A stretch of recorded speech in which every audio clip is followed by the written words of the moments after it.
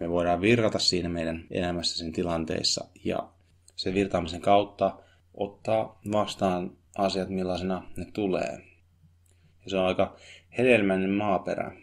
Tai sillä on juurikin tämä potentiaali luoda semmoista hedelmällistä maaperää, että kun me ollaan vastaanottavaisia, virtaavia niihin tilanteisiin ja tapahtumiin, mitä elämässä tulee vastaan, niin sitten semmoisella luonteella, kun me mennään esimerkiksi sitten tietämykseen ja tietämään asioita, ymmärtämiseen ja siihen pyrkimiseen tai oikeastaan ihan mihin tahansa, mitä me halutaan tehdä, niin se herkemmin tuo siihen semmoista rentouden ja luontavuuden volyymia, koska on todennäköistä, että se ei ole niin ehdollistettu niihin just eksakteihin, tiettyihin mielessä rakenneltuihin mielikuviin ja ehdollistumiin.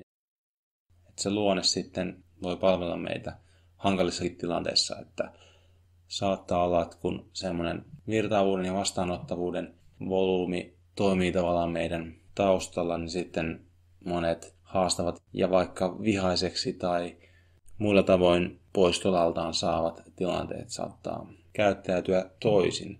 Käyttäytyä sille, että se tunne tulee millaisena se tulee, mutta sitten se ei jää semmoiseksi kannatelluksi ilmiöksi. Semmoiseksi, että sitä ei niin herkällä tule sellaista patoutumaa.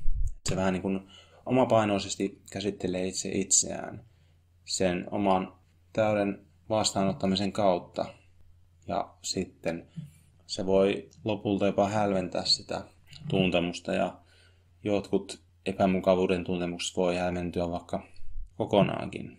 Se on hirveän paljon kiinni monista tekijöistä, jotka sitten taas on hirveän paljon kiinni jokaisesta yksilöstä ja millaiset mielikuvat ja esimerkit siinä yksilössä kantaa ja siinä sen näkemyksessä ja viboissa siitä todellisuudesta sen ympärillä.